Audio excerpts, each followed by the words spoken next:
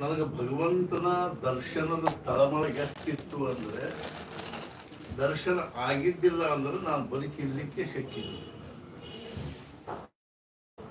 ಭಗವಂತನ ದರ್ಶನ ಅಂದ್ರೆ ನಾವು ತಿಳಿಯಕ್ಕೆ ಹತ್ತಾಗಿಲ್ಲ. ನಾವು ನೋಡ್ತೀವಿ ಅವ್ರ ಚರಿತ್ರೆ ವರ್ಷದ ವಯಸ್ಸಿನ 6ನೇ ವರ್ಷ ಸಾಮಾನ್ಯವಾಗಿ ಪ್ರತಿ ದಿವಸ ರಾತ್ರಿ ಮನ್ಯಾಗ ಎಲ್ಲರೂ ಮಲ್ಕೊಂಡು ಕೂಡಲೇ 10, 10:30, 11 ಗಂಟೆ ಸುಮಾರಕ್ಕೆ ಮಾನಗಂಗಾ ನದಿ ದಂಡಿ ಹೋಗಿರ್ತಕ್ಕಂಥ ಒಂದು ಗುಹಾದಾಗ ಹೋಗಿ ನಾಮಸ್ಮರಣೆ ಮಾಡಿದ್ದು. ಆಮೇಲೆ ಒಂದು 2-3 ತಾಸು ಅಲ್ಲಿ ನಾಮಸ್ಮರಣೆ ಮಾಡಿ ಮತ್ತು 3 ಗಂಟೆಗೂ 4 ಗಂಟೆಗೂ ಮನೆಗೆ ಬಂದು ಅವ್ರ ಅಜ್ಜನ ಮಕ್ಕಳನ್ನ ಮಲ್ಕೋತೀವಿ. ಒಂದು ದಿವಸ ಅಜ್ಜಿಗೆ ಅಕಸ್ಮಾತ್ ರಾತ್ರಿ 12 ಗಂಟೆಗೆ ಆಗ್ತದ, ನೋಡಿದ್ರು ಗಣು ಇಲ್ಲ ಬಾಜುಕ, ಗಾಬ್ರ ಎಲ್ಲಿ ಹೋಗ್ಯಾನ, ಬಸ್ಸಕ್ಕೆ ಹೋಗ್ಯಾನು. ಮನೆಗೆ ತುಂಬ ಹುಡುಕಾಡಿದ್ರು, ಎಲ್ಲೂ ಕಾಣಿಸ್ಲಿಲ್ಲ. ಮನೆಗೆ ಅವ್ರು ತಮ್ಮ ಮಗ ರಾವ್ಜಿ ಅವ್ರನ್ನ ಎಬ್ಬಿಸಿದ್ರು. ಅಲ್ಲೋ ರಾವ್ಜಿ, ಗಣು ಮನ್ಯಾಗ ಕಾಣಿಸುವಲ್ಲ, ನೋಡು ಎಲ್ಲಿ ಹೋಗ್ಯಾನ.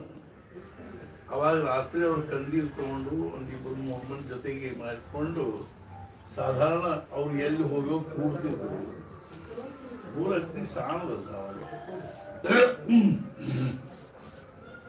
ನಾವು 74ನೇ ಇಸ್ವಿಯಲ್ಲಿ ಹೋದಾಗನ ಸಣ್ಣ ಊರು, ಎಲ್ಲ ಬಿದ್ದು ಮನೆಗಳು, ಒಂದು ಲೈಟ್ ಇಲ್ಲ, ನಳ ಇಲ್ಲ, ಅಂಥ ಪರಿಸ್ಥಿತಿ ಆವಾಗ. ಮತ್ತು ಮಹಾರಾಜರು ಜೀವನೂ ಮಧ್ಯಮ ವರ್ಗದಲ್ಲಿ ಸಾಕಷ್ಟು ಫಲ ಇದ್ದು, ಖರೆ 60 ಎಕರೆ ಹೊಲ ಇದ್ದು, ಮನೆಯೊಳಗೆ ಬೆಳ್ಳಿ ಬಂಗಾರ ವಸ್ತು ಒಡಲಿ ಅವು ಇತ್ತು. ಆದರೂ ಮಧ್ಯಮ ವರ್ಗದ ಪ್ರಾಪಂಚಿಕರ ಹಾಗೆ ಅವ್ರ ಜೀವನದ ಪದ್ಧತಿ, ನಾವು ನಮ್ಮ ಜೀವನದ ಪದ್ಧತಿ ಹೆಂಗೆ ಇಟ್ಕೊಳ್ತೀವೋ ಅದನ್ನೆಲ್ಲ. ಎಷ್ಟು ಶ್ರೀಮಂತರಿದ್ದೀವಿ ಅಂತ ಏನಲ್ಲ. ಒಬ್ಬ ಕೋಟ್ಯಾಧೀಶ ಇದ್ದ, ಅವ ತಮ್ಮ ಊರಾಗ ಅಡ್ಡಾಡೋ ಮುಂದೆ ಅಲ್ಲಿ ಸಾದಾ ವಿಚಾರ ಹರಿದ್ದು ಅಂಗಿ ದೋಸ್ರ ಹಾಕೊಂಡು ಅಡ್ಡಾಡ್ತಿದ್ದ. ಅವಾಗ ಜನರಿಗೆ ಎಲ್ಲರಿಗೂ ನಾವು ಹೆಂಗಿದ್ದಂಗೆ ಗೊತ್ತಾಯಿಲ್ಲ. ಕೋಟ್ಯಾಧೀಶ ಮನುಷ್ಯ ಅಂದರೆ ಸಹಜವಾಗಿ ಹರಕಂಗಿ, ಹರಕುಮಾರು, ಹರಕು ದೋಸ್ರ. ಒಮ್ಮೆ ಅವ್ನು ಎಲ್ಕೋ ಮುಂಬೈಗೆ ಹೋಗ್ಬೇಕಾಗಿತ್ತು. ಅಲ್ಲಿ ಹೋದಾಗೂ ಹಿಂಗೆ ಹರಕಂಗಿ ದೋಸ್ರ ಹಾಕೊಂಡು ಅವನ ಜೊತೆಗಿದ್ದವ್ರು ಕೇಳಿದ್ರು, ಅಲ್ಲೋ ಊರಾಗ ಇಂಥವೆಲ್ಲ ಹಾಕೊಂಡು ಅಡ್ಡಾಡ್ತಿ, ನಮ್ಗೆಲ್ಲರಿಗೂ ಗೊತ್ತದೆ ನೀ ಕೋಟ್ಯಾಧೀಶ ಇದ್ದೀಯ. ಅಲ್ಲಿ ಇಲ್ಲೂ ಸಹಿತ ಅಂಥವ ಹಾಕೊಂಡಿಲ್ಲ. ನಾವು ಪುಣೆ ಮುಂಬೈಗೆ ಹೋದ್ರೆ ನೋಡ್ಬೇಕು, ಸ್ಪೆಷಲ್ ಡ್ರೆಸ್ ನಮ್ಮೆಲ್ಲ 3-4 ಬ್ಯಾಗು ತರಿವಿ ಅನ್ಸರಿ. ಆಮೇಲೆ ಇಲ್ಲೂ ಹಂಗ ಅಡ್ಡಾಡಿಸ್ಕತ್ತಿಲ್ಲ. ಹೌದು, ಯಾಕಂದ್ರೆ ಊರಾಗ ನಾ ಎಲ್ಲರಿಗೂ ಗೊತ್ತ, ನಾ ಎಷ್ಟು ಶ್ರೀಮಂತಿದ್ದೀನಿ. ಇಲ್ಲಿ ಯಾರಿಗೆ ಗೊತ್ತಾ ಇಲ್ಲ, ಹರ್ಕೊಂಡು ಹಾಕೊಂಡ್ರೆ ಅಷ್ಟ ಚಲೋ ಹಾಕೊಂಡ್ರು ಯಾರು ನೋಡ್ತಿದ್ರು. ಇದು ಒಳಗಿಂದ ಒಂದು ಪ್ರಕಾರದ ಸಮಾಧಾನದ ಲಕ್ಷಣ. ಸುಳ್ಳ ಎಣ್ಣೆ ತಲೆ ಹಾಕಿಲ್ಲ, ಒಂದು 50 ನೋಟ್ ಹಾಕೊಂಡ್ರೆ ಕಾಣಿಸುವಂತ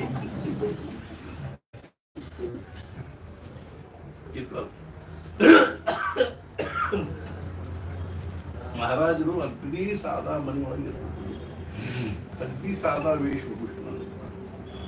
ಆದ್ರೆ ಅವ್ರಿಗೆ ತಳಮಳ ಎಷ್ಟು. ಅವ್ರಿಗೆ ಅವ್ರು ಹೇಳಿದ್ರು, ನನ್ನ ಭಗವಂತನ ದರ್ಶನ ಆಗಿದ್ದಿಲ್ಲ ಅಂದ್ರೆ ನಾವು ಬದುಕಿರೋದು ಕಠಿಣ. ಹಿಂಗಾಗಿ ಸ್ವಾಭಾವಿಕವಾಗಿ ನಾನು ಆ ಮಾರ್ಗದಲ್ಲಿದ್ದೆ.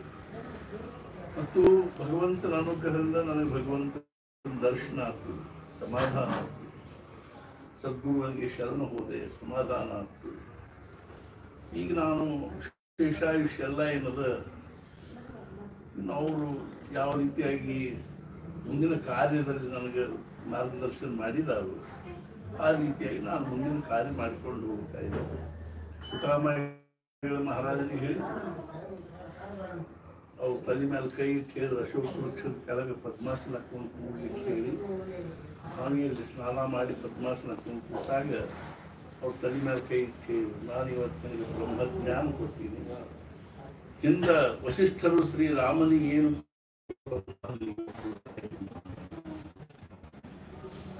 ಬ್ರಹ್ಮಜ್ಞಾನ ಕೊಡ್ತೀನಿ, ನಾನು ಬ್ರಹ್ಮ ಚೈತನ್ಯ ಅಂತ ಹೆಸರಿಡ್ತೀನಿ. ನೀನು ಈಗಾಗಲೇ ಸ್ವೀಕಾರ ಮಾಡಿರ್ತಕ್ಕಂಥ ಅಷ್ಟರೊಳಗೆ ಅವ್ರ ಮದುವೆ ಆಗಿತ್ತು. 8ನೇ ವರ್ಷಕ್ಕೆ ಮೊದಲನೇ ಸಲ ಮನೆ ಬಿಟ್ಟು ಹೋಗಿದ್ರು, ಅಡಿಗೆ ಮನೆ ಕಡೆ ಹೋಗಿ ಅತ್ಲಾಯಿಂದ ಮಹಾರಾಜರು ಬಂದರು.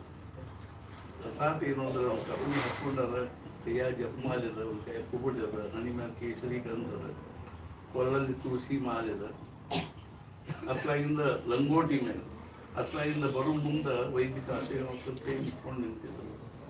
ಮಹಾರಾಜ ನೋಡಿದ ಕೂಡಲೇ ಒಮ್ಮೆಲೆ ಅವ್ರಿಗೆ ಏನು ಅನಿಸ್ತು ಅಂದ್ರೆ ಕರು ಕುಕ್ಕಿರಂಗೆ ಆಗ್ತದೆ. ಒಮ್ಮೆಲೆ ಏನು ಅನಿಸ್ತದೆ, ಈ ಮನುಷ್ಯ ಭೂಮಿ ಅಲ್ಲ ಅಲ್ಲ, ಇವರೇನು ಸಾಮಾನ್ಯ ವ್ಯಕ್ತಿ ಅಲ್ಲ. ಆಮೇಲೆ ಮುಂದೆ ನಾನು ನಮಸ್ಕಾರ ಮಾಡೋದು 10 ದಿವಸ ಇರ್ತೀನಿ, 2 ತಿಂಗಳಿತ್ತು. ಹೆಂಗೋ ಹಂಗೆ ಮಹಾರಾಜರದು ಒಂದು ದಿವ್ಯತೆ ಹಂಗ ಇತ್ತು. ಆಮೇಲೆ ಅವ್ರ ರಾಜ್ಯ ಬರ್ತಾರೆ, ಕೊಲ್ಲಾಪುರದಾಗ ಇದ್ದಾರಂತ ಕರ್ಕೊಂಡ್ಬಂದು, ಇನ್ನು ಇವ್ನು ಹಿಂಗ ಬಿಟ್ರೆ ಮದ್ವೆ ಬಿಟ್ರೆ ಇವ್ನು ಹಿಂಗ ಬರ್ತು ಓಡ್ಬೇಕು ಅಂತ ತಿಳ್ಕೊಂಡು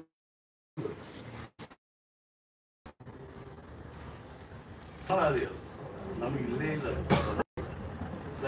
ಬಾಬು ನಮಗೆ ಡೆಡ್ ಅನ್ನೋಕ್ಕಿಂತಲೂ ಪೂರ್ಣ ಅಂಧಕಾರ ಹಾಕ್ಲಿಲ್ಲ.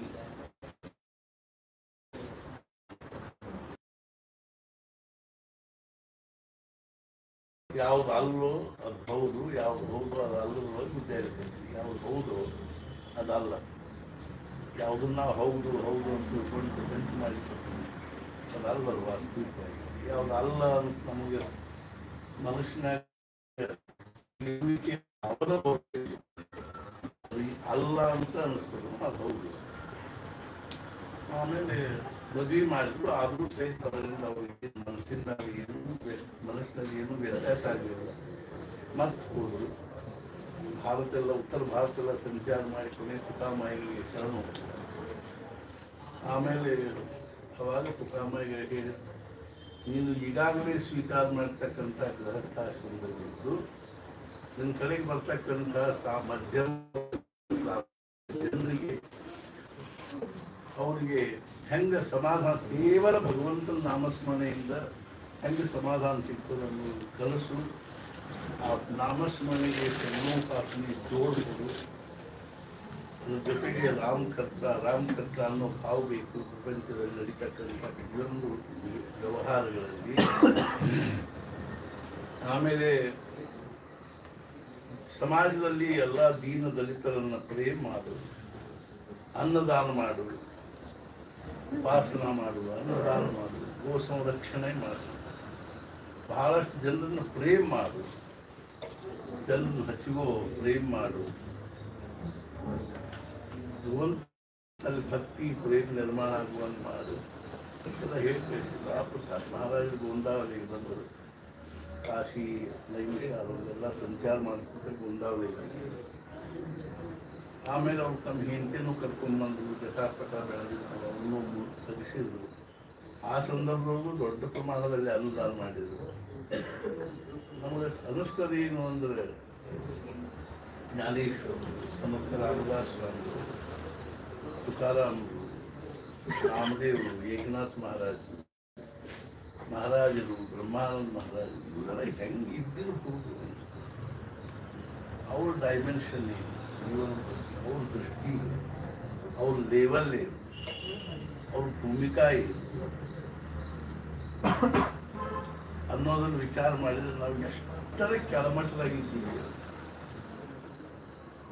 24 ತಾಸು ಈ ದೇಹಕ್ಕೆ ಸಂಬಂಧಪಟ್ಟಿರುವ ಈ ಪರಿಸ್ಥಿತಿ ನಂದು ಅನ್ನುವಂಥ ಭಾವದಿಂದ ಎಷ್ಟರ ಆಯುಷ್ಯ ಧರಪಡಿಸಿನೂ ಕೊನೆಗೆ ಏನೂ ನಮ್ಮ ಕೈಗೆ ಹತ್ತಿಲ್ಲ ಅಂತ ತಿಳ್ಕೊಳ್ಳುವಂಥ ಪರಿಸ್ಥಿತಿ ಅನ್ನೋದ್ರ ಬಗ್ಗೆ ಸ್ವಲ್ಪ ಸಾವಧಾನದ ಇದೆ. ಅವಾಗ ಮಹಾರಾಜರು ಸಹಸ್ರಾರು ಜನರನ್ನು ಹತ್ತು ಕರ್ಕೊಂಡು ಅನೇಕ ಕಡೆ ರಾಮ ಮಂದಿರಗಳನ್ನು ಕಟ್ಟಿಸಿದ್ರು. 35 ಕಡೆಗೆ ರಾಮ ಮಂದಿರ ಸ್ಥಾಪನಾ ಮಾಡಿದ್ರು ಮಹಾರಾಜರು. ಆಮೇಲೆ ಅವ್ರ ಕಡೆಗೆ ಒಬ್ಬೊಬ್ಬರ ಮಹಾನ್ ವ್ಯಕ್ತಿಗಳು ಶಿಷ್ಯರಾಗಿ ಬಂದಿದ್ದರು. ಅರ್ಥಾತ್ ಕೃಷ್ಣಶಾಸ್ತ್ರಿ ಉಪ್ಪಿನ ಬೆಟಗೇರಿ ಡಾಕ್ಟರ್ ಕುರ್ತಕೋಟಿ ಅಂತವರು, ಅದೇ ರೀತಿಯಾಗಿ ಅನಂತ ಶಾಸ್ತ್ರಿಗಳು, ಬ್ರಹ್ಮಾನಂದ ಮಹಾರಾಜರು, ಹಿಂಗೆ ಆನಂದ ಸಾಗರ್, ಅವು ಸಾಹೇಬ್. ಆವಾಗ ಮಹಾರಾಜರು ಹೇಳಿದ ಕೇಸರಿ ಪತ್ರಿಕೆ ತರಿಸಿದ್ರು. ಆವಾಗ ಮಹಾರಾಜರು ಯಾವಾಗಲೇ ಕೇಳ್ತಿದ್ರು, ಈಗ ಎಲ್ಲಾರ ಯುದ್ಧ ಆಗುವಂತ ಸಮಾಚಾರ ಬಂದದೇನು. ಇವನು 3-4 ಸಲ ಕೇಳಿದ್ಕೂಡಲೇ ಅಮ್ಮ ಆಗ್ತಿದ್ರು. ಮದ್ರಾಸ್ ಕಡೆ 12 ವರ್ಷ ಮೌನ ಇದ್ದಲ್ಲಿ ಅಮರಸ್ಮರಣೆ ಅವರಂದು ಮಹಾರಾಜ್ ಮುಂದಿಂಥವೆಲ್ಲ ಯುದ್ಧ ಆಗುವಂತಿದ್ದಾಗ ನೀವು ದೇಹ ಬಿಡೋ ವಿಚಾರ ಆಗ್ತದೆ. ಅವಾಗ ಮಹಾರಾಜ ಹೇಳಿರಮ್ಮ, ಅರ್ಥಾತ್ ಸಾಮಾನ್ಯ ಜನರ ಒಂದು ಮರಣಕ್ಕೂ ಸತ್ಪುರುಷರ ಮರಣಕ್ಕೂ ಬಹಳ ವ್ಯತ್ಯಾಸ ಏನು. ಸಾಮಾನ್ಯ ಜನರು ತೀರ್ಕೊಂಡು ಬಂದ್ರೆ ಅವ್ರ ವ್ಯಕ್ತಿತ್ವದ್ದು, ಅವ್ರ ಸಾಮರ್ಥ್ಯದ್ದು, ಅವ್ರದ್ದು ಎಲ್ಲ ಮುಗೀತ. ಆದ್ರೆ ಸತ್ಪುರುಷರು ದೇಹದಿಂದ ಇರುವಾಗ ಏನು ಕಾರ್ಯ ಮಾಡ್ತಾರೋ ಅದಕ್ಕಿಂತ ವ್ಯಾಪಕವಾದ ಕಾರ್ಯವನ್ನ ದೇಹ ಬಿಟ್ಟು ನಾನು ಮಾಡ್ತೇನೆ. ಇವತ್ತು ನಾವು ನೋಡ್ಲಿಕ್ಕೆ ಅವಾಗ ನಾವು ಕರ್ನಾಟಕದಿಂದ ಗುಂಡಾವಲಿಗೆ ಹೋಗುದು ಆಯುಷ್ಯೋದು ಒಂದ್ಸಲನು ಆದರಾತವಾಗಿ. ಇವತ್ತು ಲಕ್ಷಾವಧಿ ಜನ ಗುಂಡಾವಲಿಗೆ ಹೋಗ್ತಾರೆ. ಅವಾಗ ಅವ್ರಿಗೆ ಬ್ರಹ್ಮಾನಂದ ಮಹಾರಾಜರು ಕರ್ನಾಟಕದಿಂದ ಬಂದಾರೆ, ಮಹಾಭಾಗವತರ ಕರ್ನಾಟಕದಿಂದ ಬಂದಾರೆ, ಇನ್ನೂ ಅನೇಕರು ಕರ್ನಾಟಕದಿಂದ ಬಂದಾರೆ. ಅರ್ಥಾತ್ ಜಿ ವೆಂಕಣ್ಣಯ್ಯ ಅನ್ನೋರು ಚಿಂತಾಮಣಿ ಒಳಗೆ ರಾಮ ಮಂದಿರ ಸ್ಥಾಪನೆ, ಅವರು ಕರ್ನಾಟಕದಿಂದ ಬಂದರು. ಸಚ್ಚಿದಾನಂದೇಂದ್ರ ಸರಸ್ವತಿಗಳನ್ನು ಬಳೆ ನರಸಿಂಹ, ಅವರು ಪೂರ್ವಾಶ್ರಮದಲ್ಲಿ ಮಹಾರಾಜರೇ ಅನುಗ್ರಹ. ಆದರೂ ಸಹಿತ ಸಾವಿರಾರು ಜನ ಗುಂಡಾಗಿ ಹೋಗೋರಿಗೆ ಕೋರೆಗಾಂವ್ ತನಕ ಟ್ರೈನ್ಲಿ ಹೋಗಿತ್ತು, ಕೋರೆಗಾಂವದಿಂದ ಚಕ್ಕಡಿ ಒಳಗೆ ಹೋಗಿತ್ತು. ಈ ರೀತಿಯಾಗಿ ಕರ್ನಾಟಕದಿಂದ ಬಹಳಷ್ಟು ಜನ ಹೋಗ್ತಿದ್ರು. ಅದಕ್ಕೆ ಮಹಾರಾಜರ ಕರ್ನಾಟಕದವ್ರ ಬಗ್ಗೆನೂ ಬಹಳ, ಅದಕ್ಕಾಗಿನೋ ಏನೋ ಮಹಾರಾಜರ ಕಾರ್ಯ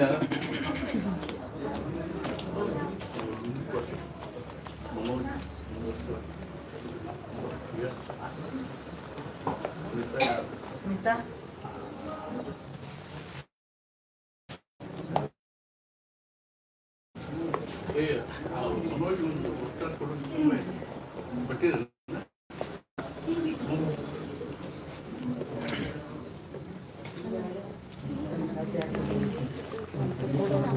ಕೊಡ್ತಾ ಇದ್ದೀನಿ ಹಾಂ.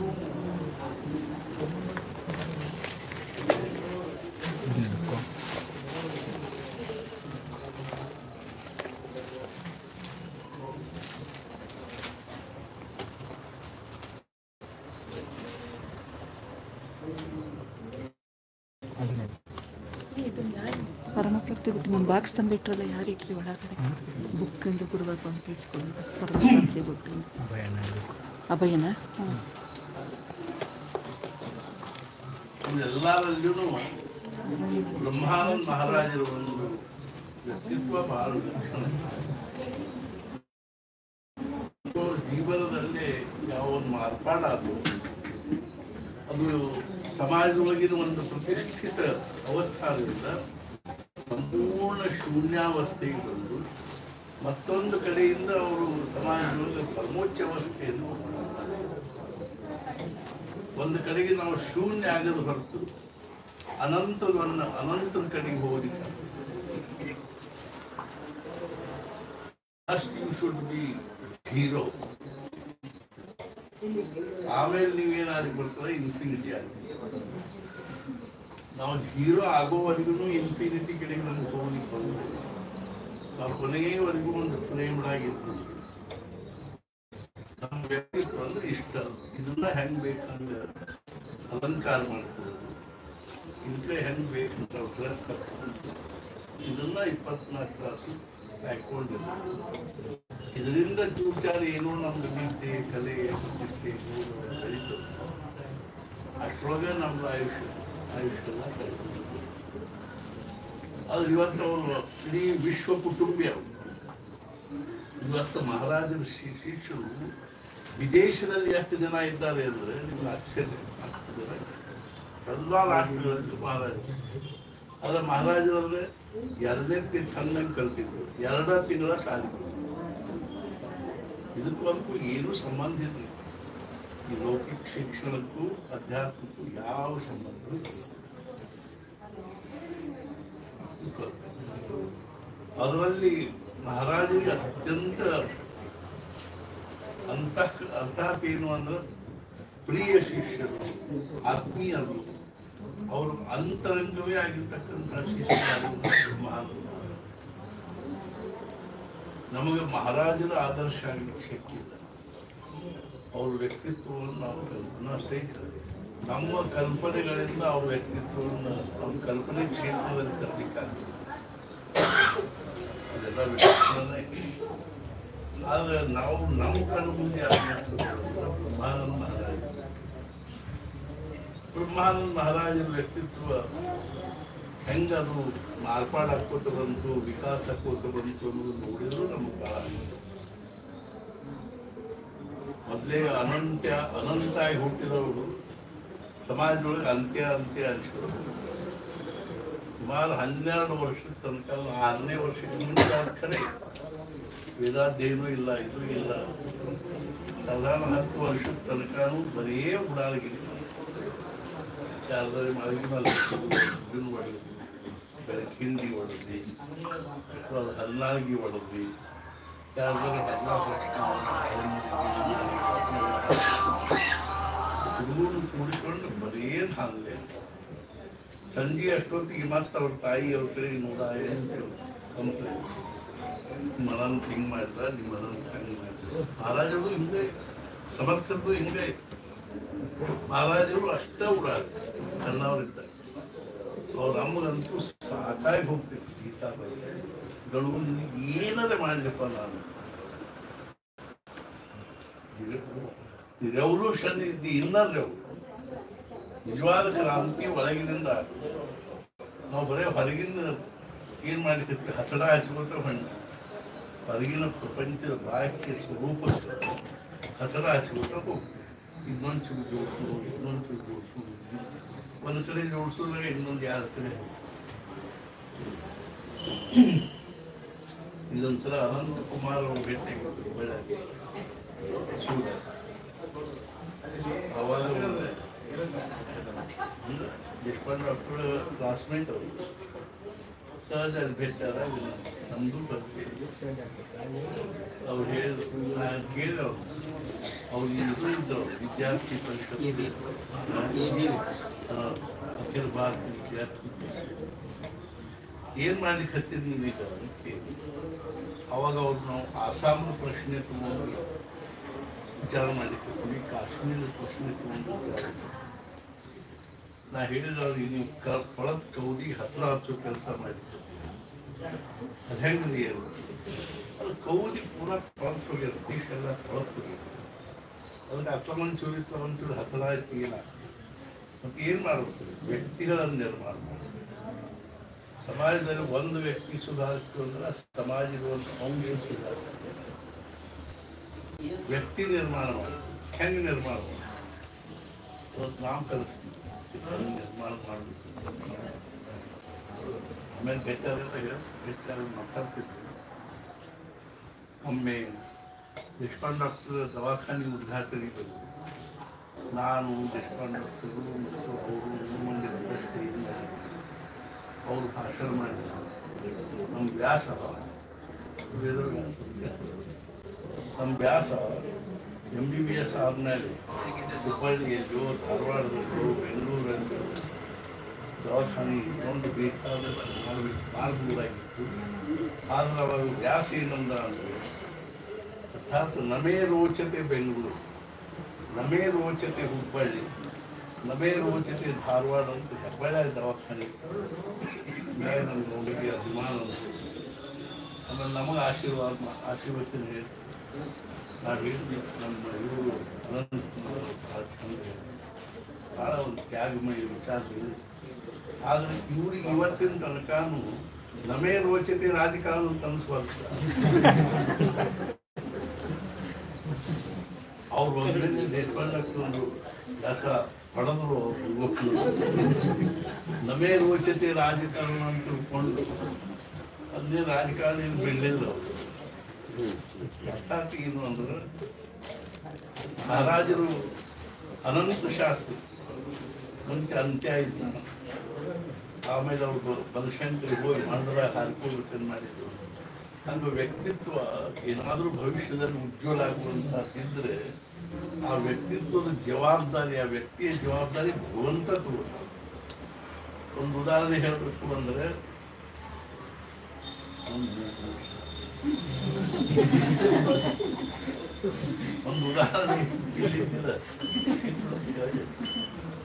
ಒಂದು ಉದಾಹರಣೆ ಒಬ್ಬೊಬ್ಬರು ಹೇಳಿ ಶುರು ಮಾಡಿದ್ರೆ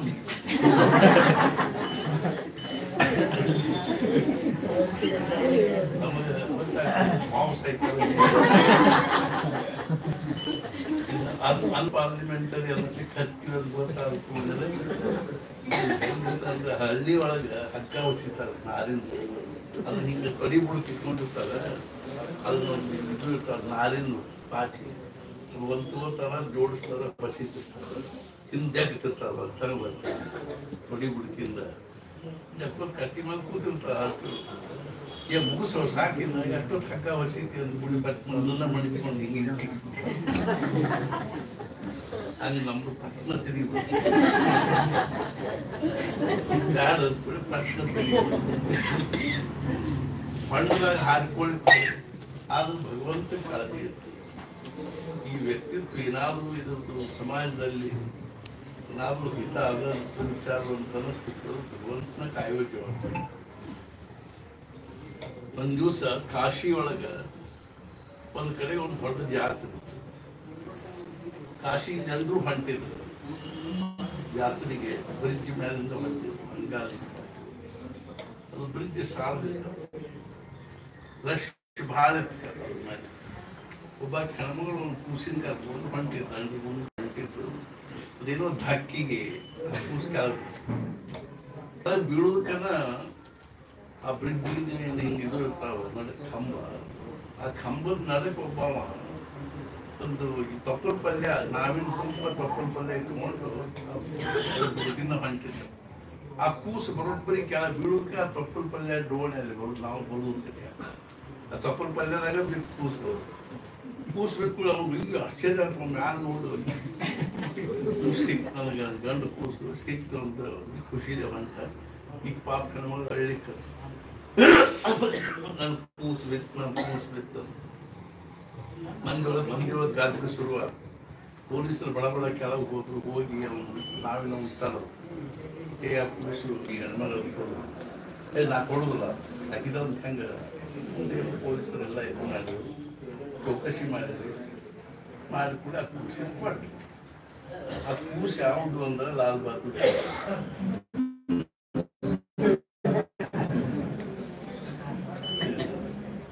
ಹಂಗೆ ಭಗವಂತ ಏನ್ ಮಾಡ್ತಾನ ಆಯ್ತಂತ. ಹಂಗೆ ಬ್ರಹ್ಮಾನಂದ ಮಹಾರಾಜ್ 3 ಸಲ ಹೊಂಡರಾಗಿ ನಂದೊಂದು ಸಲ ಸಹಜ ಲೀಸ್ಟ್ ಮಾಡಿದ್ವಿ. ನಮಗೆ ತಿಳಿಲಿಕ್ಕೆ ಹತ್ತಾಗಿಂದ ಇವತ್ತಿನ ತನಕ ನಾವು ಎಷ್ಟು ದೊಡ್ಡ ದೊಡ್ಡ ಆಘಾತಗಳಿಂದ ಉಳ್ಕೊಂಡಿವಿ ಅನ್ನೋದು ಲೀಸ್ಟ್ ಮಾಡಿದ. 60 ಆಘಾತಗಳಿಂದ ಉಳ್ಕೊಂಡಿವಿ ಅನ್ನೋ ಲೀಸ್ಟ್ ಆಗಿದೆ. ಒಂದಕ್ಕಿಂತ ಒಂದು 20. ಆಮೇಲೆ 3 ಸಲ ಜಿಗಿಲಿ ಅದು ಹೊಂಡದ ಜಿಗಿ ರಾತ್ರಿ 12 ಗಂಟೆಗೆ. 3ನೇ ಸಲ ಇದು ಎಳತ್ ತಂದು ಹೋಗದಂಗೆ ಆಗ್ತದೆ, ಮುಖ್ಯ ಬಿದ್ದಂಗೆ ಆಗ್ತದೆ. ಮುಂದೆ ಸಾಕ್ಷಾತ್ ಬನಶಂಕರಿ ದರ್ಶನ ಕೊಟ್ಟು ಕೂತ್ಸಿದ್ದೀನಿ. ಮನಸ್ಸಿಗೆ ಹೋಗಿ ಅದು ವೇದಾಧ್ಯಯನ ಮಾಡಿ ಆಮೇಲೆ ಅವ್ರು ಸರಳ ಮೆಣಸಿಗೆ ಹೋದ್ರು. ಮನೆಯೊಳಗೆ ಬರ್ತಾ ಇಲ್ಲ. ಹೋಗಿ 3 ವರ್ಷದಲ್ಲಿ 5 ವರ್ಷ ಒಂದಿರೋ ಈಗಿನ ಹುಡುಗರಿಗೆ ಯಾವ ಋಗ್ವೇದ ಪಾಠ ಅದನ್ನು 3 ವರ್ಷದಾಗಿದೆ. ಅಲ್ಲಿಂದ ಅವ್ರ ಗುರುಗಳ ಹೇಳಿ ನೋಡ್ತಾ ಇಲ್ಲ ಮುಂದೆ ಶಾಸ್ತ್ರ ಎಲ್ಲಿ ಹುಡುಗಂದು. ಅಲ್ಲಿಂದ ಅವ್ರು ಹುಡುಗಂದು ಅಲ್ಲಿ ಜಂತ್ರಿ ಶಾಸ್ತ್ರಿಗಳು ಅವ್ರ ಹತ್ರ ಅವ್ರು ಏನು ಮಾಡಿದ್ರು, ಶಾಸ್ತ್ರಾಧ್ಯಯನ ಮಾಡಿ. ಅವಾಗ ಅವರು ಅನೇಕರಿಂದ ಶಾಸ್ತ್ರಾಧ್ಯಯನ ಮಾಡಿ ಕಾಶಿಗೆ ಹೋಗಿ ಅಲ್ಲಿ ಷಟ್ಶಾಸ್ತ್ರದಲ್ಲಿ ವಿದ್ವಾನ್. ಆದರೆ ಶಾಸ್ತ್ರಾಧ್ಯಯನದ ಉದ್ದೇಶ ಏನು, ನಾವು ನಮ್ಮ ಶಿಕ್ಷಣದ ಉದ್ದೇಶ ಏನು ಇರಬೇಕು ಅಂದರೆ ನಾವು ಜೀವನವನ್ನು ಯಥಾರ್ಥವಾಗಿ ತಿಳ್ಕೊಳ್ಳಿಕ್ಕೆ ಪ್ರಯತ್ನ ಮಾಡುವುದಕ್ಕಾಗಿ ನಮಗೇನೋ ಒಂದು ಮಾರ್ಗದರ್ಶನ ಆಗ್ತದೆ. ವೈಚಾರಿಕವಾಗಿ ಅಥವಾ ಬೌದ್ಧಿಕವಾಗಿ ಅದಕ್ಕೆ ವಿವೇಕಾನಂದ ಒಂದು ಕಡೆ ಉಪಯೋಗಿಸುವುದರ ವ್ಯಾಖ್ಯಾನ ಏನು ಅಂದ್ರೆ ನಮ್ಮ ಅಂತಃಕರಣದಲ್ಲಿರ್ತಕ್ಕಂಥ ಯಾವುದು ಸೂಕ್ತವಾಗಿರೋ ಆತ್ಮ ಚೈತನ್ಯ ಅದನ್ನು ಜಾಗೃತಿಗೊಳಿಸಿ ಅದರ ಒಂದು ದಿವ್ಯವಾಗಿರ್ತಕ್ಕಂಥ ಒಂದು ಪ್ರಕಾಶದಲ್ಲಿ ಅಥವಾ ಜ್ಞಾನದಲ್ಲಿ ಅದರ ಒಂದು ಆನಂದದಲ್ಲಿ ಜೀವನವನ್ನು ಸಾರ್ಥಕ ಮಾಡಿಕೊಳ್ಳಿಕ್ಕೆ ಯಾವ ವಿಚಾರ, ಯಾವ ಪಾಠ, ಯಾವ ಪ್ರವಚನ ಇವುಗಳ ಅವಶ್ಯಕತೆ ಇದೆ. ಅದನ್ನು ಪಡ್ಕೊಳ್ಳಿ ಪ್ರಯತ್ನ ಮಾಡೋದೇ ಶಿಕ್ಷಣ. ಆದರೆ ಇವತ್ತಿನ ಪರಿಸ್ಥಿತಿ ಎಲ್ಲ ಕೇಳಿ ಅಂತ ಹೇಳ್ಕೊಂಡು MS, MD ಮತ್ತೇನು MBA ಏನೇನು ದೊಡ್ಡ ಡಿಗ್ರಿ ಅವನು ಪಡ್ಕೊಳ್ಳೋವರೆಗೂ ಅವ್ರು ಇಡೀ ಶಿಕ್ಷಣ ಏನು ಒಂದು ಕ್ಷೇತ್ರದಲ್ಲಿ ಒಂದೇ ಒಂದು ಶಬ್ದ ಏನಂತಂದ್ರೆ ಒಳ್ಳೆಯದು ಅನ್ನುವಂಥ ಒಂದು ಶಬ್ದವನ್ನು ಕೇಳಿ ಅರ್ಥಾತ್ ಏನು ಅಂದ್ರೆ ಇದು ಒಳ್ಳೆ ಹಿತವಾದದ್ದು, ಇದು ನಾಮಸ್ಮರಣೆ ಬಿಟ್ಟು ಆಚಾರ ವಿಚಾರಗಳು ಹಿಂಗೆ ನಡ್ಕೋಬೇಕು ಅನ್ನುವಂಥದ್ದು ಒಂದು ಪೀರಿಯಡ್ ಅಲ್ಲ, ಒಂದು 10 ನಿಮಿಷ ಐತಿ. ಯಾವ ಸಾಧ್ಯ ಮುಳುಗುಂದಲ್ಲಿ ಹೋಗಿ ಷಟ್ಶಾಸ್ತ್ರಗಳನ್ನು ಅಧ್ಯಯನ ಅವಾಗ ಅವ್ರಿಗೆ ಮನುಷ್ಯನಾಗಿ ಏನು ವಿವೇಕ ಜಾಗೃತ. ಇಷ್ಟೆಲ್ಲ ಮಾಡಿ ಮಾತ್ರ ನಾನು ಪ್ರಪಂಚವಾಗಿ ಅಂದ್ರೆ ಏನು ಮಾಡಿ ಅದ್ರ ಮನೆಯೊಳಗೆ ಅವ್ರ ಅಣ್ಣ ಅವ್ರ ಅಮ್ಮ ಎಲ್ಲರೂ ಮದುವೆ ಮಾಡೋದು ತಯಾರಿಲ್ಲ. ಕೊನೆಗೆ ಅವ್ರ ಕಣ್ಣು ತಪ್ಪಿಸಿ ಅವ್ರು ಕರೀಲಿಕ್ಕೆ ಬರೋರಿದ್ರು ಬ್ರದರ್ಗೆ. ಇವ್ರು ಮುನ್ನಾ ದಿವಸ ಹೋಗಿ ಕಪ್ಪತ್ತು ಗುಡ್ಡದೊಳಗೆ 6 ತಿಂಗಳಿದ್ರೆ ಬರೀ ಅಂತ ಇಂಥ ತಪ್ಪಲ ತಿನ್ಕೊಂಡು ಒಬ್ಬ ದಿನ ಒಂದು ಶೇರ್ನ ಹಾಲು ತಂದು ಆಮೇಲೆ ಅವರಿಗೆ ದೃಷ್ಟಾಂತ ವೆಂಕಟಾಪುರದಲ್ಲಿ ಸಾಧನೆ. ವೆಂಕಟಾಪುರ ಅಲ್ಲಿ 9 ತಿಂಗಳ ಸಾಧನೆ, ಘೋರ ಸಾಧನೆ.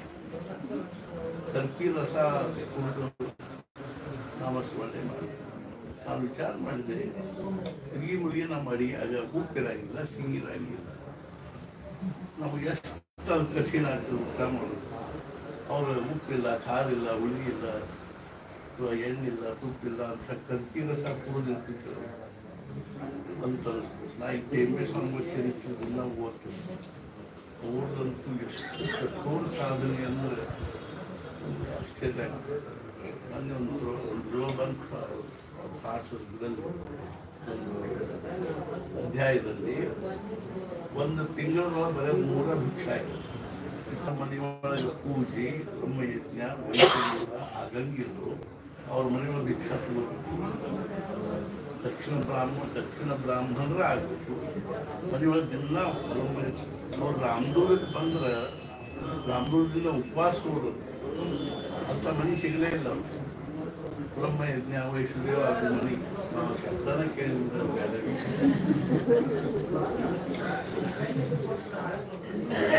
ನೈವೇದ್ಯ ಸಹಿತ ಚೇಂಜ್ ಆಗ್ತದೆ. ನಮ್ಮ ತಾಟ್ನಾಗ ನೈವೇದ್ಯ ಅಲ್ಲ. ಅನಂತ ಶಾಸ್ತ್ರಿಗಳು ವೆಂಕಟಾಪುರದಲ್ಲಿ 9 ತಿಂಗಳು ಸಾಧನೆ ಮಾಡಿ ಆಮೇಲೆ ಭಗವಂತ ಪ್ರೇರಣೆಯಿಂದ ವೆಂಕಟಾಪುರ ಸದ್ಗುರುಗಳ ಕೃಪಾದ ಸಮಾಧಾನ ಬೇಕಾದಷ್ಟು ವಿದ್ವಾನಾಗಿರ್ಬೋದು.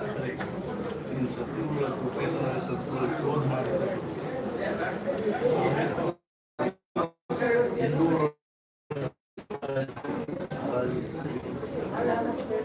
ಮುಂದಲ್ಲಿ ಬಡವಾಹ ನರ್ಸಾದಲ್ಲಿ 2.5 ವರ್ಷ ನಾಮಸ್ಮರಣೆ. ಆಮೇಲೆ ಬೃಂದಾವನಿಗೆ ಬಂದು ವಾಲ್ಯ ಅಲ್ಲಿಂದ ಬೆಳಧರಿಗೆ ಬಂದರು. ಆವಾಗ ಅವ್ರಿಗೆ ಉನ್ಮನಿ ಅವಸ್ಥಾ ಬಂತು. ಉನ್ಮನಿ ಅವಸ್ಥಾ ದೇಹ ಭಾವ ಸಂಪೂರ್ಣ ನಷ್ಟ ಆಗಿಬಿಟ್ಟು ಆಮೇಲೆ ಅವ್ರಿಗೆ ಅಲ್ಲಿ ಉನ್ಮನಿ ಅವಸ್ಥಾದಲ್ಲಿ 2 ವರ್ಷ ಸುಖ ಮಹಾರಾಜರು ಬಂದು ಅವ್ರಿಗೆ ಆಶೀರ್ವಾದ ಮಾಡಿ ಸಾಕು ನಾವು ಉನ್ಮನಿ ಅವಸ್ಥಾ ಕಾಸಿ ಸಾಕು ನಮಗೆ ಆಯುಷ್ಯ ಕಳೆದು ಆ ಉಳ್ಮನೆಗೆ ಗೊತ್ತು. ಆಮೇಲೆ ನಾವು ಪೂಜೆ ಮಾಡ್ತೀವಿ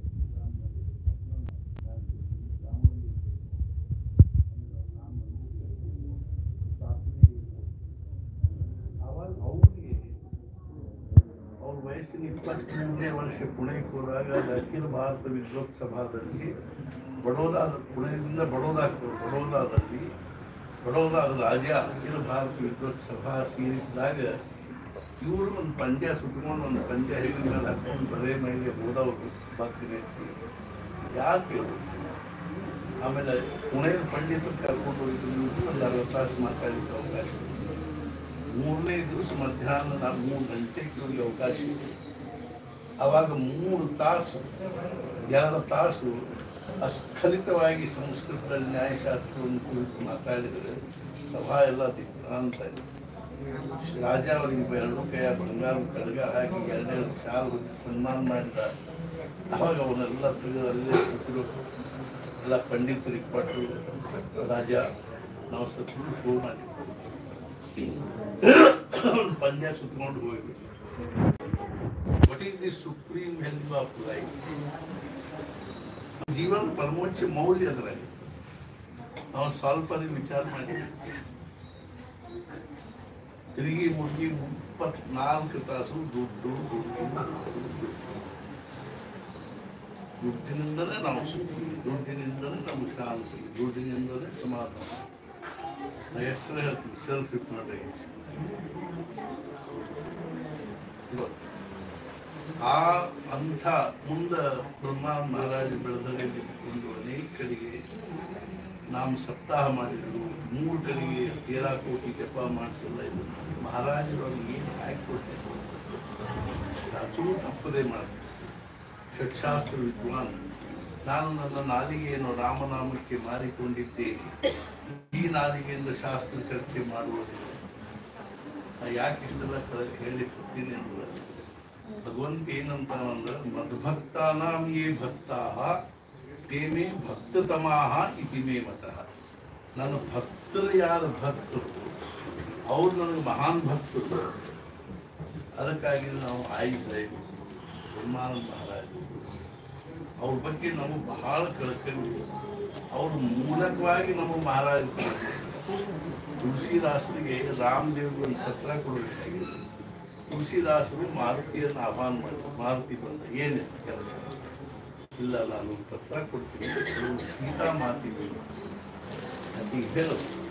ರಾಮ ಯಾವಾಗ ಒಳ್ಳೆ ಆನಂದದ ಮೂಡ್ನಲ್ಲಿರ್ತಾನ ಅವಾಗ ಆಯ್ತು. ಮಾರುತಿ ವೈದ್ಯ ಸೀತಾದೇವಿ ಕೈಯಾಗ ಕೊಟ್ಟ. ಸೀತಾದೇವಿ ಹೇಳ್ತ ರಾಮ ಪ್ರಸನ್ನಿರ್ತಾರೆ. ಹಿಡಿಯತ್ತಾಗ ಕಟ್ಕೊಂಡಾಗ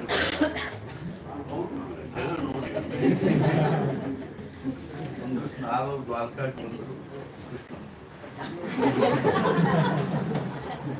ಕೂಡಿದ್ದ ಆದ್ರೂ ಕಾವದಾಗಿ ಏನಾಗಿದೆ ಒಳಗೆ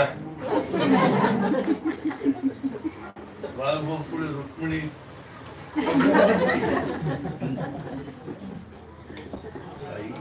ಏನ ಅವ್ರನ್ನ ಕೆಲ ಮುಂದ ಅಲ್ಲ 4-5 ಸಲ ಹೇಳ್ತಾರೆ. ಅವಾಗ ನೀನ ಹೇಳು ಇವ್ರಿಗೆ ಚಂದ ಕಾಣಿಸ್ತೇನೆ ಮಂದಿ ಒಳಗೆ. ಮದುವೆಗೆ ಎಷ್ಟು ವರ್ಷ ಐತೆ, 8ನೇ ಆನಿವರ್ಸರಿ ಹೇಗಿರ್ತದೆ, ಇವ್ರಿಗೆ ಚಂದ ಹಿಂಗೆ ಮಾಡೋದು ಚಂದ ಕಾಣುತ್ತೇನೆ. ಇವ್ರಿಗೆ ಏನ್ ಮಾಡ್ಯಾರ?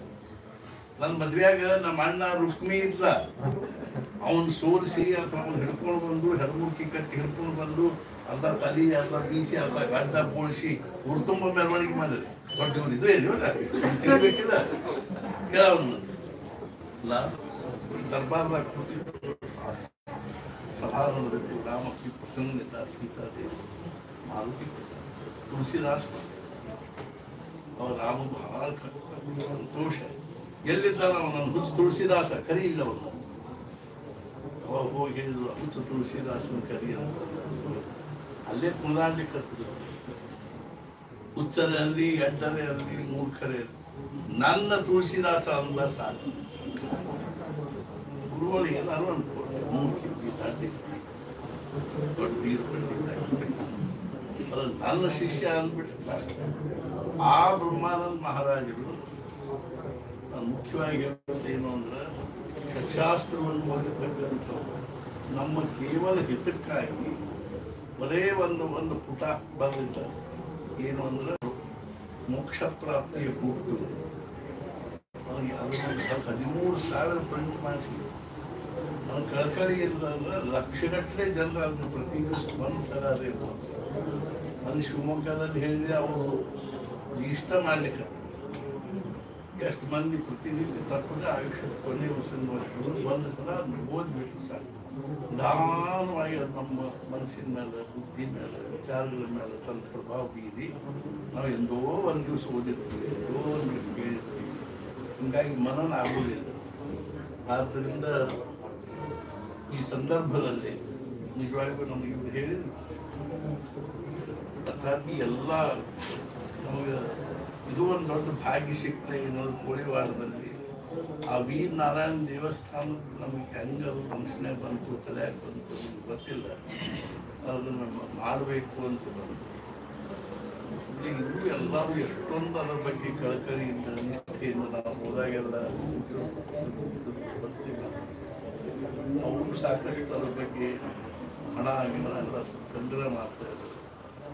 ಮತ್ತು ಅವ್ರ ಉತ್ಸಾಹ, ಪ್ರೇಮ ನೋಡಿ ಅದು ಇವತ್ತಿಂದಲ್ಲ, ಕೋಳಿವಾಡದ್ದು ನಮ್ಗೆ ಸಂಬಂಧ ಬಹಳ ಹಿಂದಿಂದ ಮೀಸಿದ ಹತ್ರ ನಾವು ಕುಣಿ ಬಿಟ್ಟು ಸೊಪ್ಪು ಬರ್ತೀವಿ.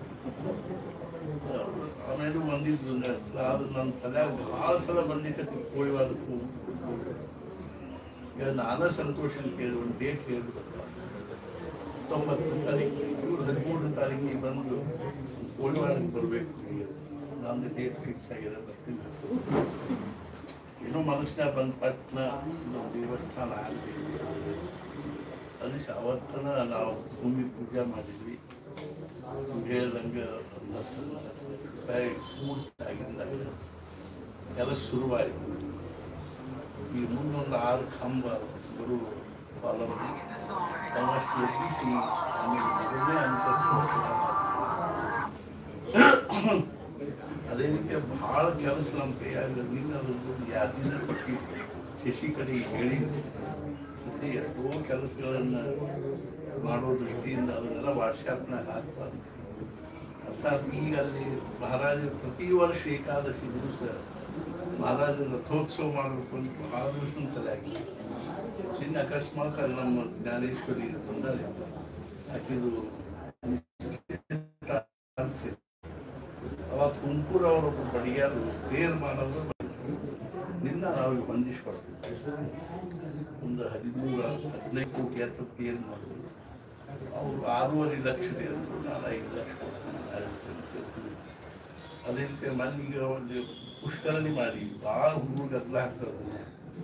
ಸುತ್ತಲೂ ಅದಕ್ಕೊಂದು ಗ್ರಿಲ್ ಹಾಕಿಬಿಟ್ಟು ಕಿವಿ ಹಾಕೊಂಡ್ಬಿಟ್ಟು ಮತ್ತು ಬೆಳಗಾವ್ ಕೇಳಿದೆ. ನಮ್ಮ ಬೆಳದಡಿ ಕಿಟ್ಟಣ ಅವರ ತಂಗಿ ಮಗ ಅದು ಮಾಡ್ತಾರೆ. ಕೇಳಿದ್ಬಿಟ್ಟು ಅವ್ರು ಆಯ್ತು ಅಂತ ಮೆಜರ್ಮೆಂಟ್ ಕೊಟ್ಟು ನಿನ್ನೆ ಅವ್ರ ಕೊಟೇಶನ್ ಅವರನ್ನು GST ಹಿಡಿದು 3 ಲಕ್ಷ 16,000, GST ಬಿಟ್ಟು 2,85,000 ಆಗ್ತದೆ. ಆಗಲಿ ಎಷ್ಟರಾಗಿ ಮಾಡಿ ಮತ್ತು ನಾವು ಮುಂಬೈಯಿಂದ ಸ್ಟೀಲ್ ತರಿಸಿ ಮಾಡಿದ್ರೂ ಅಷ್ಟು ಕಡಿಮೆ ಅಷ್ಟಕ್ಕೆ ಮಾಡ್ಲಿಕ್ಕೆ ಆಗ್ತದೆ, ಅಷ್ಟಕ್ಕೆ ಕಡಿಮೆ ಮಾಡಿ ಅಂತ ಈ ರೀತಿಯಾಗಿ ಇನ್ನೂ ಅನೇಕ ಅಲ್ಲಿ ಕೆಲಸಗಳು ಭಾಗವಾಗಿರೋದು. ಈ ಜೈಪುರದಿಂದ ಈ ಫೋನ್ ಬಂದು ತಯಾರಾಗಿರೋ ಮೂರ್ತಿ ಅದಕ್ಕೆ ಅಮೌಂಟ್ ಹಾಕಿ ಪೇಮೆಂಟ್ ಮಾಡಿ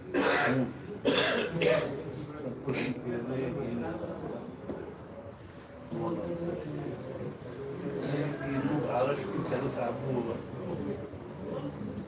ಆದ್ದರಿಂದ ನವಗ್ರಹ ಕಳಸ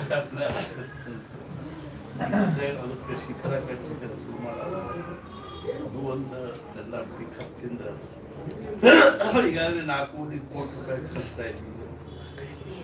ಇನ್ನೂ 1 ಕೋಟಿ 2 ಕೋಟಿ ರೂಪಾಯಿ ಖರ್ಚಾಗಿದೆ. ಅವು ಬಾಗಿಲ ಕಿಟಕಿ ಆಮೇಲೆ ಒಯ್ದದು ಇಡೀ ಜಗತ್ತಿನಲ್ಲೇ ಇಷ್ಟು ರಾಮನಾಮ ಬರೆದಿರೋ ಸಂಗ್ರಹ ಒಂದು ಕಡೆಗೆ ಎಲ್ಲೂ ಇತ್ತು. ಅಲ್ಲ ಎಲ್ಲಷ್ಟು ಸಂಶಯ. 160 ಕೋಟಿ ರಾಮನಾಮ ನಮ್ಮ ಕಡೆ ಸತ್ಯ. ಅದೇ ರೀತಿಯಾಗಿ ಆ ರಾಮನಾಮ ಕೋಟಿ ಬರ್ಸಿರ್ತಾರ. ರಾಮನ ಗುಡ ಒಂದು ಗುಡ್ಯಾಗ ಇಟ್ಟಿರ್ತಾರೆ, ಬಿಲ್ ಹಾಕಿರ್ತಾರೆ, ಅದು ನಮಸ್ಕಾರ ಮಾಡ್ತಿರ್ತಾರೆ. ಅದಕ್ಕಾಗಿನೇ ಒಂದು 4 ಅಂತಸ್ತಿನ ಗುಡಿ ಕಟ್ಟಿಸಿ ಕೋಟಿಗಟ್ಟಲೆ ಖರ್ಚು ಮಾಡಿ ಆ ರಾಮನಾಮ ಪುಸ್ತಕ ಆ 100-200 ತನಕ ಪ್ರಿಂಟ್ ಮಾಡಿ ಪುಸ್ತಕ ಕೊಟ್ಟಿದ್ರು. ಮೊನ್ನೆ ಒಂದು ಸಣ್ಣ ಪುಸ್ತಕ ಪ್ರಿಂಟ್ ಮಾಡಲಿಕ್ಕೆ 3.5 ಇಂಚ್ 4 ಇಂಚ್ ಆಗಲ್ಲ. ಆ ರೀತಿ ಅಂದ್ರೆ ಪಾಕೆಟ್ ಡೈರಿ ಇದ್ದ ಒಬ್ಬರು ಬೇಕಾದವ್ರು ಇಟ್ಕೊಂಡು ಸ್ಟೇಷನ್ನಾಗ ಕೂತಾರೆ. ಗಾಡಿ ಒಂದು ತಾಸೇ ಈ ದೊಡ್ಡ ಪುಸ್ತಕ ಬೈಲಿಕ್ಕೆ ಅದ್ರಾಗ ಅವನು ಸಹಿತ ಪ್ರಿಂಟ್ ಮಾಡಿದ್ದಾರೆ. ಸಮಾಜದೊಳಗೆ ಏನಾದರೂ ಮಾಡಿ ಹತಾರ್ತಿಗೇನು ಅಂದ್ರೆ ತಮ್ಮ ಆರೋಗ್ಯ ಅದು ಎದುರಿಗೆ ಮಹಾರಾಜರು ಬಂದಿರ್ತಕ್ಕಂಥ ಅದನ್ನು ಒಂದು ಹೇಳೋದು. ಮತ್ತೆ ಮೊನ್ನೆ ನಾವು ಬದಾಮಿ ಅವರಿಗೆ ಕರ್ವಿಲೆ ತಮ್ಮ ಮಹಾರಾಜರು ಮಂಟಪ ಕಟ್ಟಬೇಕು ಅದನ್ನು ಹೊಂದಿಸ್ಬೇಕು. ನಾವು 15 ಲಕ್ಷ ಅಂದರೆ ನಾನು 13 ಕೊಡ್ತೀನಿ ಮಾಡು ಅಂತ ಹೇಳಿ ಬಂದಾಗ ಅದು ಒಂದಾಗಬೇಕು. ಎಲ್ಲ ಮಹಾರಾಜರು ಮಾಡ್ಕೊಂಡು ಅದಕ್ಕಾಗಿ ಯಾರಿಗೂ ನಮ್ಗೆ ಯಾವುದೇ ರೀತಿ ಆಗ್ರಹ ಇಲ್ಲ, ಅಪೇಕ್ಷೆ ಇಲ್ಲ. ನಮ್ಮ ಆತ್ಮೋದ್ಧಾರಕ್ಕಾಗಿ ನಮ್ಮ ಮಹಾರಾಜರ ಸೇವೆ ನಮಗೆ ಆಗಲಿ ಅನ್ನೋ ಭಾವನೆಯಿಂದ ಸಹಜವಾಗಿ ಏನು ಪ್ರಾಪ್ತ ಅದು ಮಾಡ್ಕೋತ ಹೋಗೋದು ಅಂತ ಆಗಿದೆ. ಇವರು ಈ ಮನೆ ಹಿಡಿಬೇಕು ಅನ್ನೋ ಪ್ರತಿಯೊಂದು ಅವ್ರ ಕುಟುಂಬದಲ್ಲೆಲ್ಲರೂ ಏನೋ ಮಾಡೋದಿತ್ತು ಸೇವೆ ಮಾಡಿದ್ರು. ನಮಗೆಲ್ಲ ಪ್ರತಿ ನಾವು ಹೇಳ್ತೀವಿ. ಇವತ್ತೆಲ್ಲರೂ ಇಲ್ಲಿ ಬಂದದ್ದು ಭಾಳ ಸಂತೋಷ ಆಯಿತು. ಸದಾ ಅವರು ಇನ್ನೂ ಒಂದು 4 ವಿಚಾರ ಮಹಾರಾಜರು ಬ್ರಹ್ಮಾನಂದ ಮಹಾರಾಜ ವಿಚಾರಗಳನ್ನು ಕೇಳಿದ್ದ ಕೇಳಿದ್ರು. ಶ್ರುತಂ ಹರತಿ ಪಾಪ ಕೇಳಿ ನಮ್ಮ ಪಾಪಗಳನ್ನು ಸತ್ಪುರುಷರ ಚರಿತ್ರೆ 2 ಸಲ ಕೇಳಿದ್ರು. ಬ್ರಹ್ಮಾನಂದ ಮಹಾರಾಜರು ನವರಾತ್ರಿ ಉತ್ಸವ ಮಾಡುವಾಗ ಎಲ್ಲೆಲ್ಲಿಂದಲೇ ಚಿಕ್ಕ ಹಂಗುಗಳ, ಹಿರೇ ಹಂಗುಗಳ, ಕಂಬಳ, ಕಬ್ಬಿ ಅಲ್ಲಿ ಎಲ್ಲ ಕಡೆಯಿಂದೂ ಖವಾ ತರಿಸಿದ್ರು. ರಾತ್ರಿ ಒಂದು ದೊಡ್ಡ ಪರಾದ್ದು ಖವಾ ಹಾಕ್ಕೊಂಡು 4 ಕಡೆಗೆ ಹಿಲಾಲ್ ಹಚ್ಕೊಂಡು ಬ್ರಹ್ಮಾನಂದ ಮಹಾರಾಜನ 10 ಮಂದಿ ಕೂರಿಸ್ಕೊಂಡು ಪೇಡೆ ಮಾಡೋದು, ಗುಂಡಕ ಮಾಡೋದು, ಹಿಂಗೆ ಬೆಳೆದು ಗುಂಡಕ ಮಾಡೋದು, ಬೆಳೆದು ಹಿಂಗೆ ಮಾಡುವ ಹೊತ್ನಾಗ ಬ್ರಹ್ಮಾನಂದ ಮಹಾರಾಜನಿಗೆ ಮಕ್ಕಳದಾಗನ ಹತ್ತಾತ್ ಏನು ಅಂತಂದ್ರೆ ಅವ್ರ ಸೋದರೇ ಕೂತಿಲ್ಲ. ತಮ್ಮನ ಮಗ ಕೂತಿದ್ರು ಅವರು, ಭೀಮರಾವ್ ಗಾಡ್ಗೋಳಿ ಅಂತ. ಅವ್ರು ಸಹಜ ಬ್ರಹ್ಮಾನಂದ ಮಹಾರಾಜ ಹಿಂಗೆ ಬಡದು ಕೂಡ ಕೇಳಿ ಅವ್ರು ಹಿಂಗೆ ಬಡದ್ರ ಮೇಲೆ ಶ್ರೀರಾಮ ಅಂತ ಅವ್ರು ಇನ್ನೇನು ಅನ್ನಬೇಕು, ಗುರುಗಳು ಕೇಳಿದ ನಾನು ಶ್ರೀರಾಮ ಅಂತ ಅನ್ನಬೇಕು, ಘೋಷಣಿಸ್ತಾರೆ ಗಪ್ಪೈಸ. ಅವ್ರಿಗೆ ಶಬ್ದ ಸಾಮಾನ್ಯ ವಿಜಾಪುರ ಜಿಲ್ಲಾದವರು ಅದು ಅರ್ಥ ಹೇಳುತ್ತೆ. ಅರ್ಥ ಕನ್ನಡ ಬೈದು ಹಿಂಗ ಗುರುಗಳ ಸೇವಾ ಅದನ್ನ ನಾವು ನಮ್ಮ ಆಯುಷ್ಯದಲ್ಲಿ ಪ್ರಾಪ್ತ ಆಗ್ಯಾರ ಆಗ್ತಿಲ್ಲ. ಒಬ್ಬರ ಸೇವೆಯಲ್ಲಿ ನಮ್ಮನ್ನು ಸ್ವಲ್ಪ ಅಂಶದಲ್ಲಿ ತೊಡಗಿಸಿಕೊಂಡು ನಾವು ಅವ್ರ ಅನುಕೂಲಕ್ಕೆ ಪಾತ್ರ ಆಗ್ಬೇಕು ಅಂತ ಹೇಳಿ ಮತ್ತು ಈ ಸಂದರ್ಭದಲ್ಲಿ ಎಷ್ಟೊಂದು ಅಗ್ನಿ ಕಳಕಳಿಯಿಂದ ಮತ್ತು ಪರಿವಾರದ ಗುರುವರೆಲ್ಲರೂ ನಮ್ಮ ಬಗ್ಗೆ ಇಟ್ಕೊಂಡಿರ್ತಕ್ಕಂಥ ಪ್ರೇಮ, ಆತ್ಮೀಯತೆ, ಮಹಾರಾಜರ ಬಗ್ಗೆ ಇರೋ ನಿಷ್ಠೆ ಇದೆಲ್ಲ ನೋಡಿ ನಮ್ಗೆ ಭಾಳ ಅಭಿಮಾನ ಅದೇ ರೀತಿಯಾಗಿ ಸ್ಮಿತಾ, ಸುಷ್ಮಾ, ಮನೆಯ ತಾಯಿ ಸ್ಮಿತಾನ ಮನೆಯವರು ಎಲ್ಲರಿಗೂ ನಮ್ಮ ಬಗ್ಗೆ ಬಹಳ ಎಲ್ಲ ಕೋಳಿವಾರದವರು ಅದೇ ರೀತಿ ನೀವು ಎಲ್ಲರೂ ನಮ್ಮ ಬಗ್ಗೆ ಇರೋ ಪ್ರೇಮ, ಆತ್ಮೀಯತೆ ನಮ್ಮನ್ನು ಹೇಳಿದೆ. ಊಟ ತುಡಿ ಕೂತು ಒಂದು ವಾಟ್ಸಾಪ್ನಾಗ ಹಾಕಿದ್ರೆ ಒಂದು ಮುಂದೆ ಹಾಕೊಂಡು ಚಾಲು ನಮಗೆ ಖಾತ್ರಿ ಅದ. ಆದ್ದರಿಂದ ಜನರು ಆತ್ಮನ ಬರುವುದಕ್ಕೆ ಏನು ನಮಗೆ ಅದರ ಅರಗಾಗಿಲ್ಲ. ಯಾವಾಗ ಕರಿತೀವಿ ಅವಾಗೆಲ್ಲ ನೀವು ಪ್ರೀತಿಯಿಂದ ಬರ್ತೀರಿ. ಒಂದು ಅನಾನುಕೂಲ ಅಂತ ಅರ್ಚನೆ ಆದರೂ ನಮ್ಮ ಪ್ರೀತಿ ಪ್ರೇಮ ಅದನ್ನು ಅನುಭವಿಸಿ ಸಮಾಧಾನ ಸಂತೋಷ ಪಡ್ತೀರಿ. ಅದರ ಮಹಾರಾಜರ ಕೃಪಾ. ಅಂಥ ಸದ್ಗುರುಗಳಲ್ಲಿ ನಾವು ಅನನ್ಯವಾಗಿ ಪ್ರಾರ್ಥನೆ ಮಾಡೋದು ಏನು ಅಂದರೆ ಅವ್ರು ನಮಗೂ ನಿಮಗೂ ಎಲ್ಲರಿಗೂ ನಾಯಕ ಆರೋಗ್ಯವನ್ನು ಬೆಳೆಸಿ ಮತ್ತು ಮುಖ್ಯವಾಗಿ ನಮಗೆಲ್ಲರಿಗೂ ಭಗವಂತನ ಭಕ್ತಿ ನಾಮದ ಪ್ರೇಮ ಹಾಗೂ ಸದ್ಗುರು ಅನನ್ಯವಾಗಿರ್ತಕ್ಕಂಥ ಜೊತೆ ಕೊಡಲಿ ಅಂತ ಈ ಕೆಳಗೆ ನೈವೇದ್ಯ ಆಗ್ಯದ ಪ್ರಸಾದ ಶುರು ಆಗ್ತದೆ. ಮತ್ತು ನಾವೆಲ್ಲರಿಗೂ ಏನು ಅಂದರೆ ಆ ಮೋಕ್ಷ ಪ್ರಾಪ್ತಿಯ ಗುಟ್ಟು ನಾವು ಕೊಟ್ಟಿರ್ತೀವಿ. ಅದನ್ನು ಯಾವಾಗಲೂ ಹಿಂದೆ ಅದನ್ನು ಕೋಡ್ ಮಾಡಿ ಗಂಟೆ ಬ್ಯಾಗ್ಲೇ ಏನು ಕೂಟದಲ್ಲಿ ನಿಂತಲ್ಲಿ ಒಂದು ಸಲ ಯಾರು ಇದ್ದರೆ ಸೂಕ್ಷ್ಮವಾಗಿ ಒಂದು ಜಾಗೃತಿ ಆಗಿದೆ. ಆದ್ದರಿಂದ ನಾವು ಅದನ್ನು ಒಬ್ಬರು ಕ್ಯಾಕ್ ಬಡ್ಸ್ ನಾವು ಮುಂಚೆ ಒಬ್ಬರು ಕ್ಯಾಕ್ ಬಡ್ಸು ಅಲ್ಲಿ ಗೇಟ್ ಕೂರಿಸಿರ್ತೀವಿ. ಅಂದ್ರೆ ಯಾರನ್ನೂ ಹಂಗೆ ಬಿಡಬಾರ್ದು. ಮನೆಯಲ್ಲಿ ಯಾರ ಕಡೆ ಮನೆಯಲ್ಲಿ ಇದ್ದರೂ ಸಹಿತ ಇನ್ನೊಂದು ಇವತ್ತಿನ ನೆನಪು ಅಂತ ಇಟ್ಕೋಬೇಕು.